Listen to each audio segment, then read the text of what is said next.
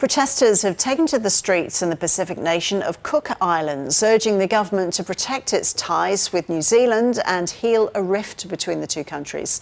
Some of the protests say they're also uneasy about a new agreement which Cook Islands has struck with China. Foreign Affairs reporter Stephen Jedgetts joins us now with more details. Hi Stephen, so why is the relationship between New Zealand and Cook Islands quite unique, and exactly what are these disputes that have cropped up between the two countries? Yeah, Ros, it's a fascinating relationship. Cook Islands was formerly a New Zealand colony, but about 60 years ago it decided to opt for something just a little bit short of full independence. So under a free association agreement between the two countries, New Zealand does still exert a little bit of sway over Cook Islands' foreign policy and strategic policy. There are agreements that have been signed that essentially require Cook Islands to consult with New Zealand when it comes to major strategic or foreign policy questions. Now, in return for that, the citizens of Cook Islands not only get defence from New Zealand, but they also get access to New Zealand. So they get the right of New Zealand citizenship, as well as health and education benefits on top of that. Now, this arrangement, broadly speaking, has worked pretty well for around 6 decades. But what we've seen over the last year is a real push from Mark Brown, the current Prime Minister, to try and break with some of these precedents. In particular, there's been a dispute with New Zealand over a push by Mr. Brown for an individual passport for the Cook Islands. That represents a bit of a red line for New Zealand under this agreement. And then more recently, you've also had quite a bit of unease in New Zealand about the fact that he signed this new strategic partnership with China during a state visit last week.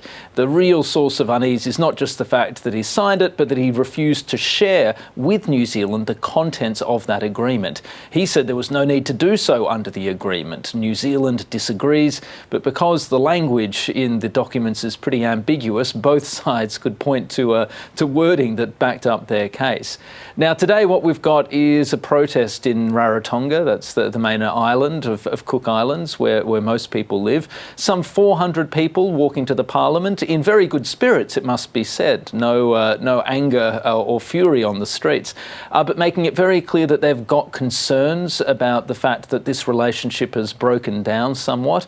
They're concerned about New Zealand potentially in the future stripping Cook Islanders of their rights to New Zealand citizenship and other benefits, a step that I think is probably unlikely for New Zealand to take, but does come into prospect at the moment. And in some cases also pushing back against this agreement with China, saying that there's not enough transparency being displayed by this government and that it shouldn't prioritise ties with China over ties with Wellington, which stretch much further back and which remain much deeper. So it's an interesting litmus test, not just of New Zealand's influence across the Pacific, and in particular in those states that remain constitutionally tied to it, but also of China's growing influence across the Pacific as well. So what's been the response from the government in Cook Islands then, Stephen?